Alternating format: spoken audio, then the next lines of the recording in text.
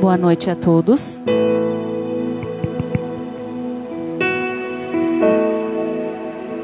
Boa noite a todos. Sejam bem-vindos à nossa casa para mais uma noite de estudo, reflexão e aprendizado.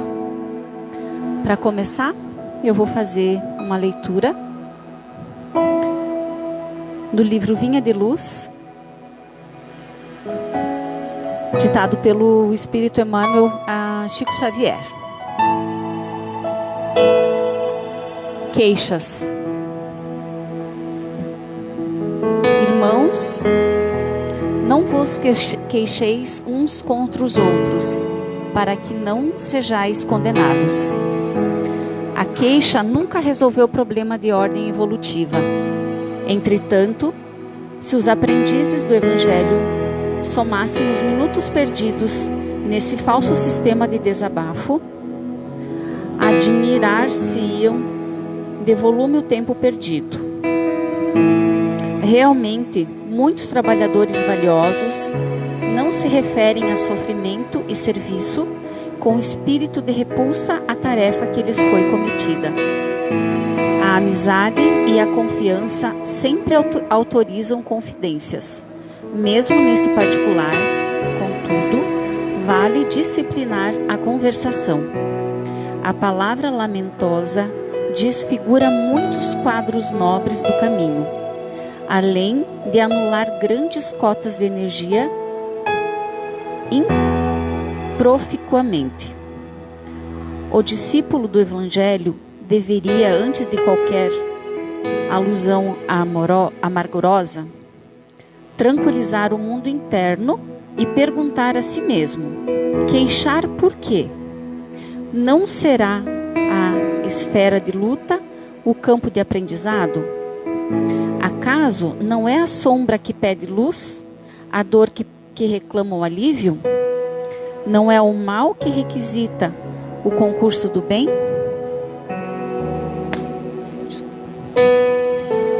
A queixa é um alívio imperceptível que distrai pessoas bem-intencionadas da execução do dever justo.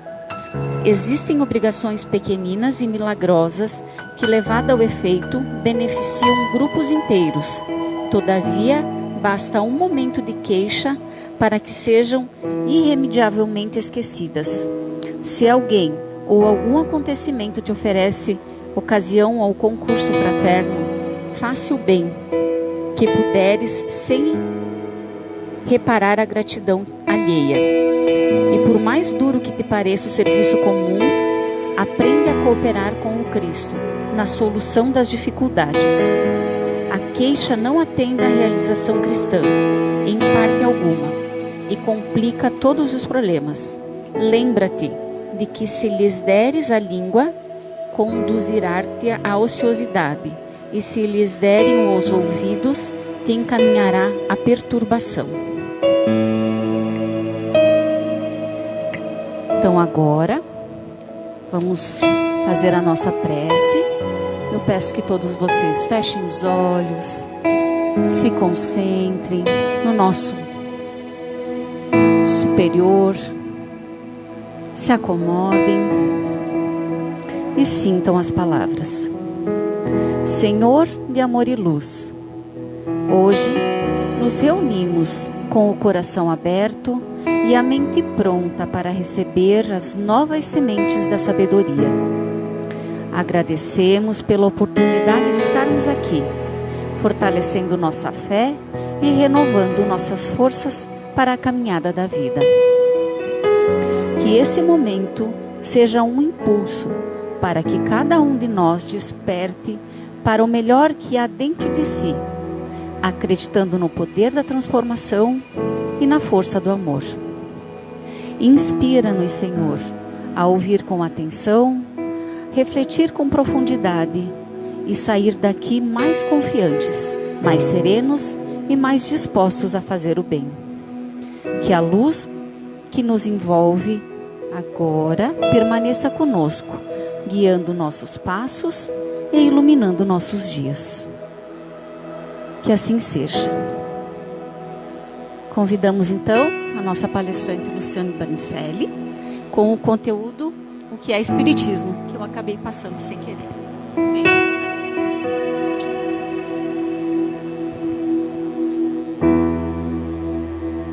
Boa noite a todos. Então, o tema da palestra de hoje é o que é Espiritismo, justamente porque nós estamos no começo do ano, que é aquela época em que as pessoas começam a fazer as promessas, né? Esse ano eu vou estudar a doutrina espírita, esse ano eu vou voltar para a academia, esse ano eu vou cuidar da alimentação. Então, como é o início do ano, né, quando as pessoas começam a estudar a doutrina, eu resolvi trazer esse tema para vocês. Talvez seja um pouco maçante para quem vem na casa há bastante tempo, mas sempre tem aquelas pessoas que vão pegando o conteúdo de forma esparsa, né? Pega um pouquinho numa palestra aqui, outra ali. Então aqui vai trazer um geralzão do que é a doutrina espírita, para vocês entenderem os conceitos básicos do que é o espiritismo. E para começar, eu trouxe essa imagem de Jesus Cristo com a pessoa, justamente para dizer que sim, nós somos cristãos. Por quê? Porque parece básico, mas eu passei por uma situação ano passado que eu fiquei em choque uma semana, mais ou menos, para digerir aquilo que eu tinha passado. Eu fui convidada para batizar uma criança, e eu tenho vários afilhados, mas eu sempre acabo sendo a segunda madrinha, por não ser católica, enfim, né? E aqui era de uma outra religião. E a família me falou, o que a gente precisa é de um documento teu, de que você é religiosa, acredita em Jesus, em Deus, enfim, que você é cristã. Eu falei, beleza, que tu participa na comunidade disso. Conversei com o Marcos, ele fez lá um certificado falando que eu estou aqui há 15 anos, mais ou menos, né? Que ele me conhece há 15 anos e que eu estou desde então na doutrina. E levei até o local. Antes do batizado, eles me chamaram para conversar. Eu, vixe, né? Aí eles falaram bem assim, pois é, Luciane, a gente aceita aqui todas as religiões para fazer o batizado das crianças, menos a espírita. Por quê? Porque o espiritismo não acredita em Cristo. Eu falei, mas da onde que tu tirou isso, né? Fiquei assustada até na hora. Ela falou, não, porque todas as religiões são cristãs, menos o espiritismo. E eu tentei argumentar. Nisso meu marido só me dá um cutucão, tipo assim, nem perca tempo. Porque ela estava decidida de que eu não iria batizar a criança. Daí ela falou, mas então eu vou te dar uma chance de você se batizar antes da criança. Aí você pode batizar ela. Daí eu falei, mas a senhora não acha que seria muita hipocrisia da minha parte? Eu estou há 15 anos, mais de 10 anos dando palestra espírita. Daí eu chegar e vou mentir, né? Para batizar a criança, não acha que ia ficar feio? Dela, não, mas daí você vai se converter para a nossa religião. Daí eu falei, então me desculpa, né? Eu não vou batizar a criança. Pedi desculpa para os pais, acabei ficando de ser madrinha de casa, segunda madrinha, enfim, né? Mas eu sequer pude segurar a criança no colo dentro do local onde houve o batizado. Aí eu fiquei em choque, porque nos dias atuais a gente pensa que isso não existe mais. E existe, né? Tanto assim que eu tenho rede social, onde eu divulgo o meu trabalho e tudo, e eu sempre postava quando eu dava palestra. E eu, por um tempo, parei de postar, porque eu pensei, meu Deus, daqui a pouco, o que passa na cabeça das pessoas? Porque não tem conhecimento do que é a doutrina. Por isso que achei importante esclarecer, para que as pessoas tenham acesso ao básico do espiritismo. Então vamos lá. Como é que começou? Começou as leis de Jesus, a primeira delas, através de Moisés, que são as 3 revelações que o espiritismo traz. A lei de Moisés, como vocês sabem, são os 10 mandamentos, que é o básico para a gente se dar bem. Onde ele chega e fala, gente, vocês precisam amar a Deus sobre todas as coisas. Vocês precisam honrar seus pais, vocês não podem se matar, vocês não podem querer aquilo que é do outro, seja a esposa, seja o dinheiro, é o básico. Vivendo com isso, a gente vai começar a se dar bem. Passado um pouco o tempo e passado a evolução dos homens também, vem então Jesus Cristo, que traz as bem-aventuranças e todos os ensinamentos de Jesus. Que ele fala assim, peraí, gente, aquele básico lá agora está pouco para nós, precisamos evoluir. A gente precisa, além de amar a Deus, amar ao próximo como a ti mesmo. E as pessoas começam então a ter os ensinamentos de Jesus e a olhar mais para o lado. Passa um pouco mais de tempo, vem então a terceira revelação, que é o Espiritismo. Que o Espiritismo é o Consolador prometido. Ele explica por que nós existimos, por que hoje a gente tem traumas, por que nós temos aprendizados, erros e expiações, por que nós passamos pelas provas, e traz o consolo prometido. A gente vê que das 3 revelações, nenhuma anula a outra, somente acrescenta a outra. E por que não veio tudo lá no começo com Moisés? Porque, os nossos espíritos da época não tinham entendimento para discernir, para entender o que hoje é o Espiritismo e até as bem-aventuranças de Jesus. Como é que começou o Espiritismo? Então, os primeiros fatos aconteceram com as irmãs Fox, que são essas 3 moças, né? Que elas começaram a ter fenômenos paranormais, a presenciar fenômenos paranormais na casa delas. E elas se comunicavam com espíritos através de batidas. Uma batida sim, 2 não, e o alfabeto através das batidas também. E elas iam obtendo informações de um espírito através dali. Diz que esse espírito era de um homem que tinha desencarnado nessa casa. Ele havia falado isso para elas. Então o pessoal da polícia, inclusive, começou a investigar. E a escavar na casa e não encontraram nada, porque ele falou que tinha sido enterrado ali. Passa um tempo, eles derrubam uma parede falsa de uma adega e encontram os restos mortais daquele cidadão ali na parede. Então, uma prova, né, de que começaram as comunicações assim. Posteriormente, começaram as mesas girantes. As mesas girantes, como o próprio nome diz, eram mesas que se movimentavam. Então, era como se a gente estivesse aqui hoje e essa mesa se levantasse, começasse a girar e os espíritos se comunicassem através das pancadas que tinham nessa mesa. Isso começou a despertar muita curiosidade, porque imaginem, eu estou aqui com vocês hoje e daqui a pouco essa mesa levanta. Semana que vem, vocês vão contar para todo mundo e isso aqui vai estar cheio de gente, porque as pessoas são curiosas, gostam do misticismo, então vão querer ver a mesa girando. E o espiritismo precisou começar assim, justamente para chamar a atenção das pessoas, que se fosse uma comunicação mais sutil como nós temos hoje, não ia despertar tanto interesse. Então precisou ser um pouco mais brusco para que as pessoas se interessassem. E aí vem então Allan Kardec, que ouvindo falar das mesas mediúnicas, das mesas girantes, começou a investigar o caso. E ele passou a pesquisar.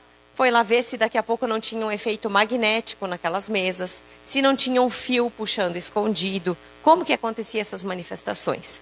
E ele passou a perceber que as perguntas eram muito inteligentes, assim como as respostas.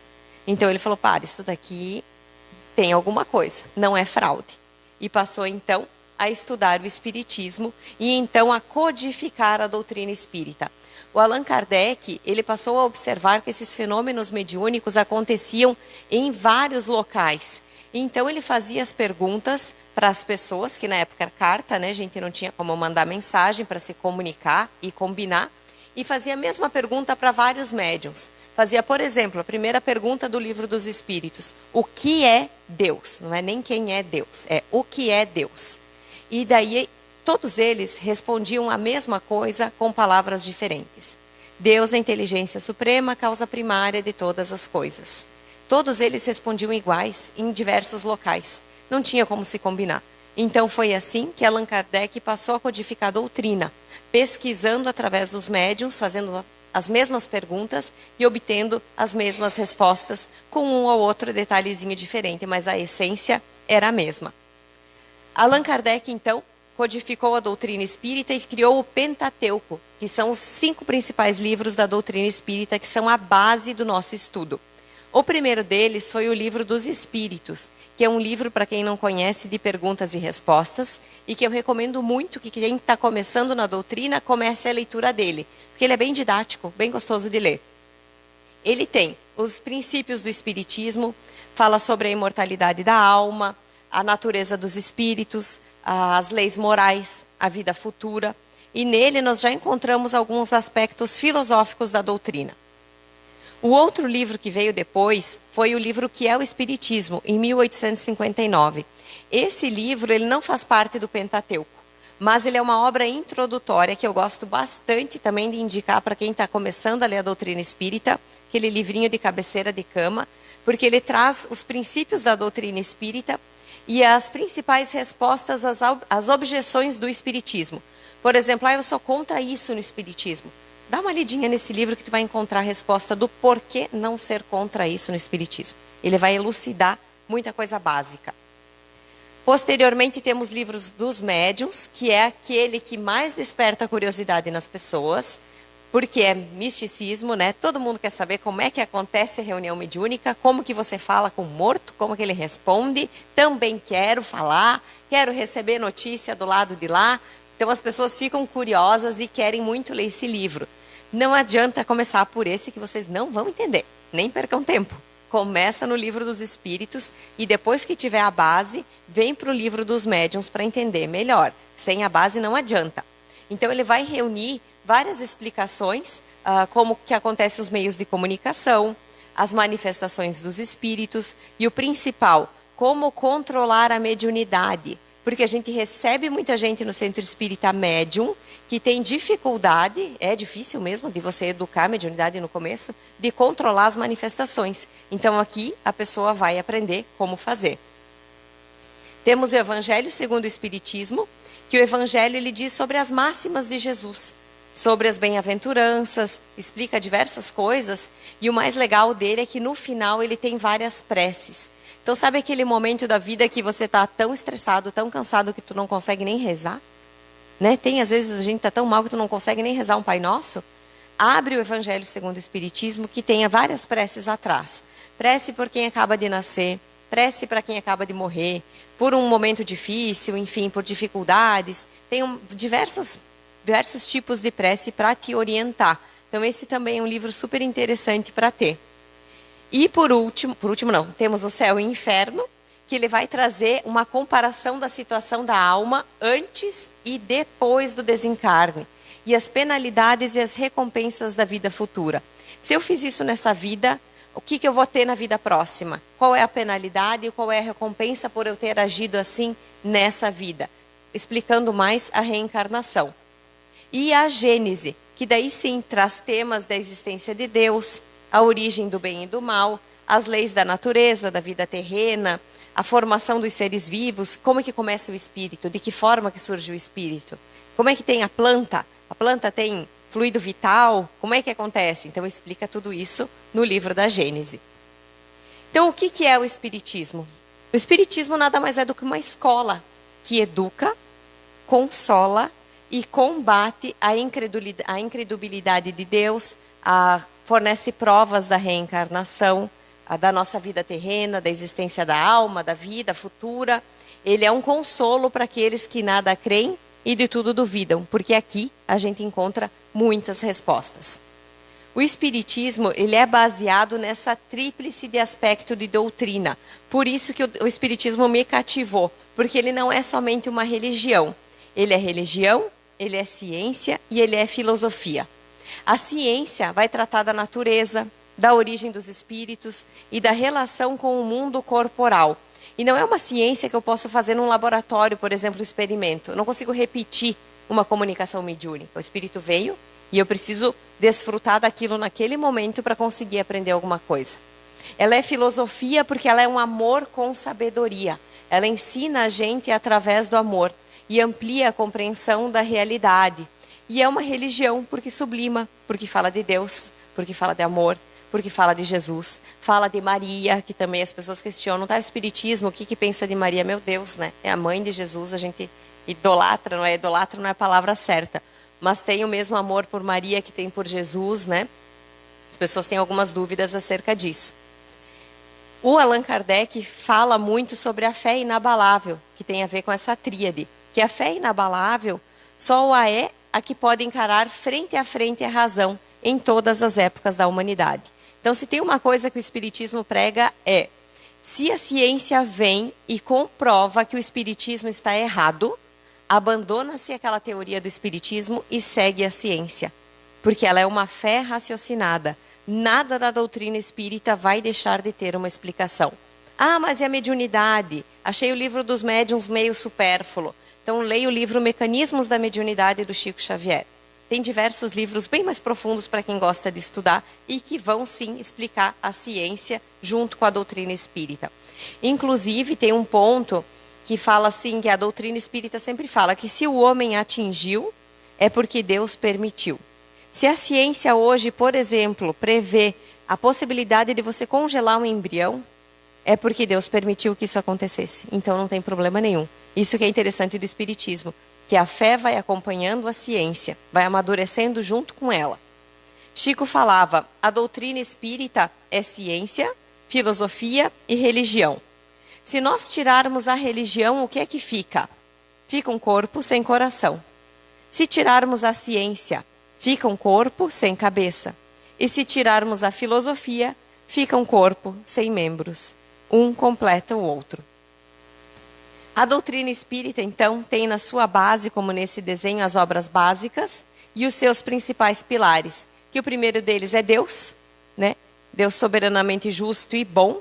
Deus vai fazer tudo para que a gente aprenda através do amor. Somente quando não tem como é que a gente aprende através da dor.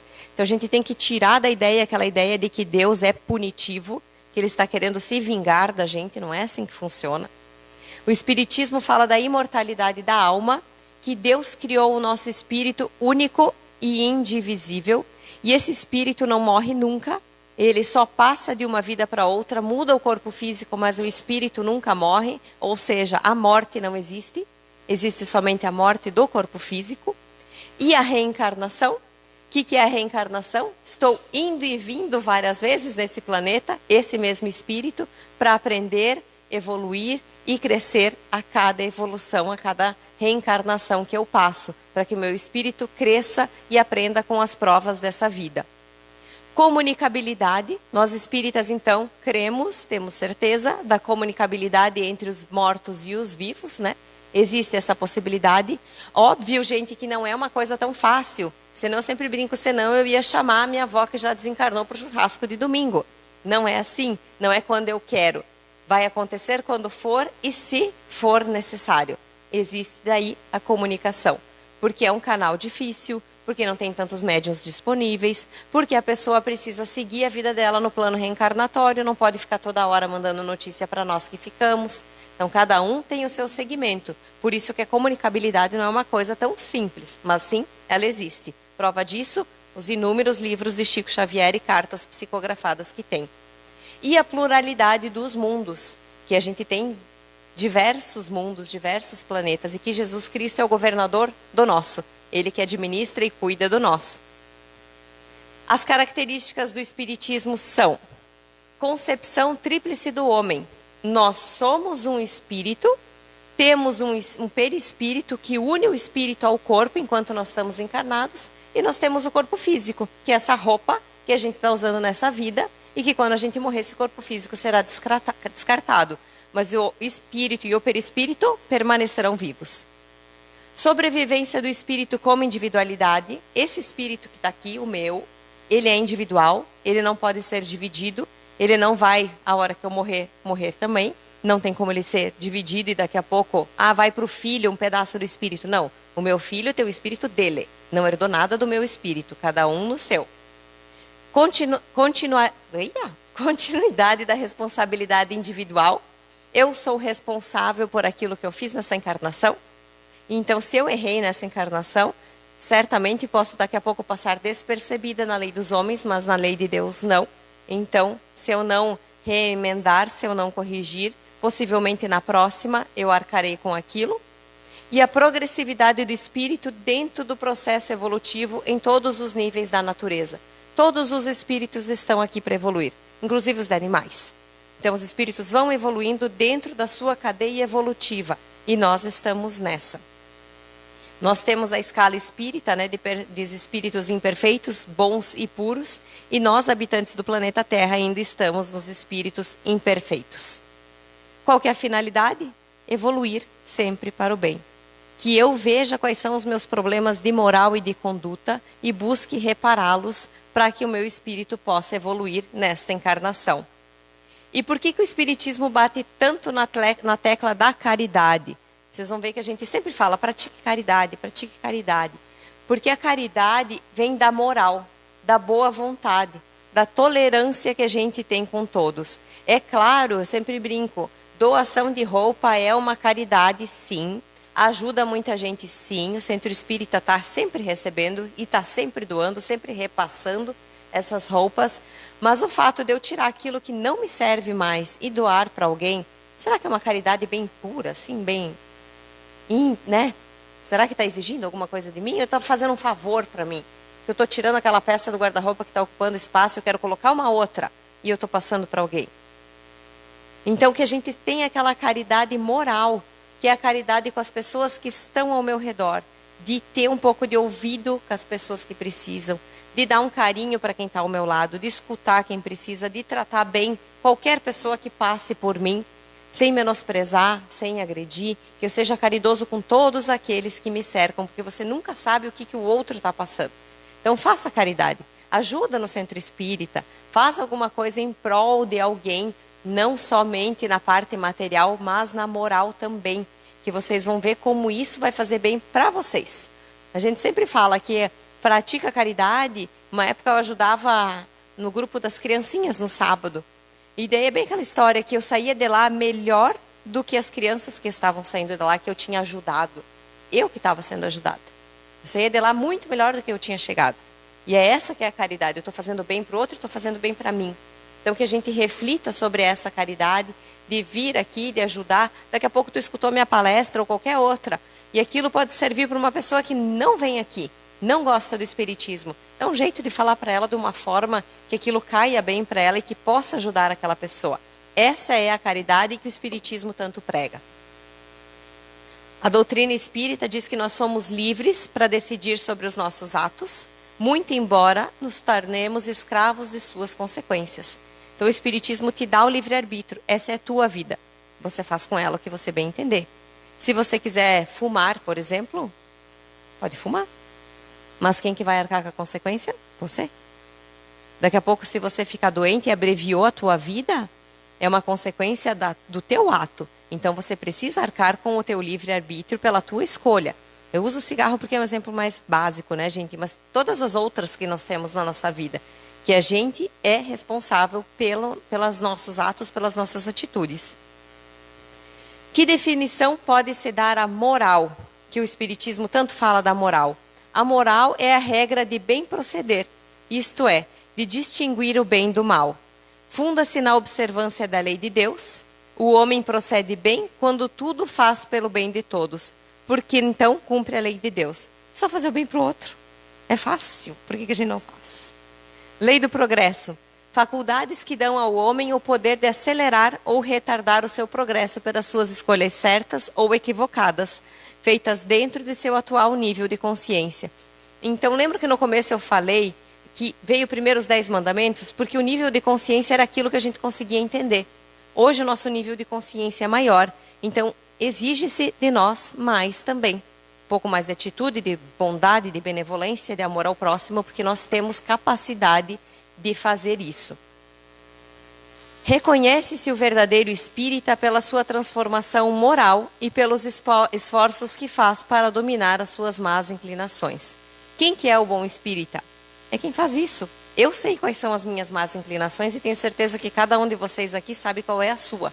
Então, quem que é o bom espírita? Aquele que se esforça para ir contra as suas más inclinações. Tentar se melhorar moralmente. Aí a pessoa vai falar, mas eu não vou trabalhar lá no Centro Espírita ainda, porque eu não me acho, não acho que eu faço jus a trabalhar no Centro Espírita. Eu não acho que eu posso lá servir a água, dar palestra, porque eu ainda erro nisso. Eu também erro, bastante. Quem que não erra? Não falei que a gente estava na escala dos espíritos imperfeitos? Todos nós erramos. Se eu for esperar eu estar perfeita para vir aqui dar uma palestra, não venho nunca. Sempre vai ter alguma coisa. Sempre eu vou estar brava com alguma coisa, daqui a pouco com algum sentimento ruim, alguma coisa errada que fiz, enfim. Então não dá. A gente precisa sim tentar se melhorar sempre. Agora esperar ficar perfeito para trabalhar? Não, gente, não precisa. Você precisa tentar se controlar, evoluir, se cuidar moralmente, né? Mas sim, venha trabalhar no Centro Espírita, fazer caridade, porque isso vai auxiliar sim no teu progresso também. Finalizando, texto de Allan Kardec. Ser espírita não é ser nenhum religioso, é ser cristão. Não é ostentar uma crença, é vivenciar a fé sincera. Não é ter uma religião especial, é deter de uma grave responsabilidade. Não é superar o próximo, é superar a si mesmo. Não é construir templos de pedra, é transformar o coração em templo eterno. Obrigada a todos pela atenção. Espero que tenham aproveitado o conteúdo da noite. Boa noite.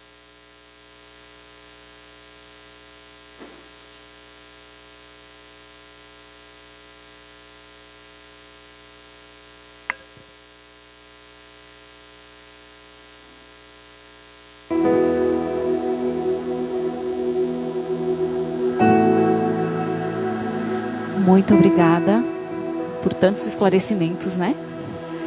Então agora a gente vai para o passe coletivo e a gente vai baixar um pouquinho a luminosidade. Vamos solicitar que os nossos trabalhadores se coloquem à disposição do trabalho.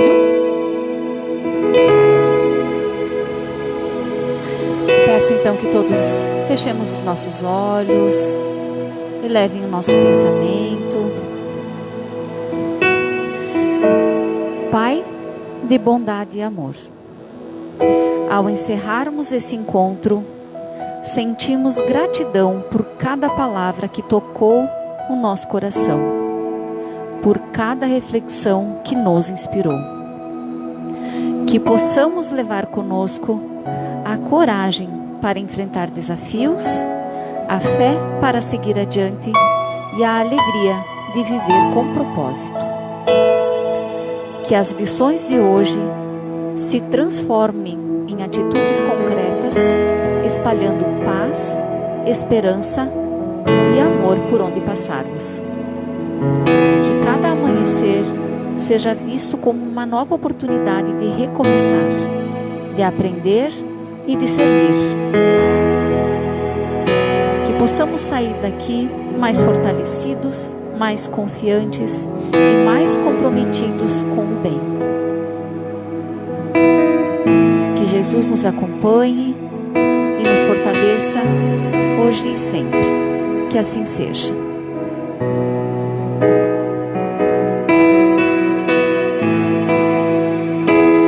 Obrigada a todos. Sintam bem-vindos para vir, sejam convidados para vir na próxima quinta-feira, a próxima palestra. Seguimos em paz e com Jesus no coração. Muito obrigada.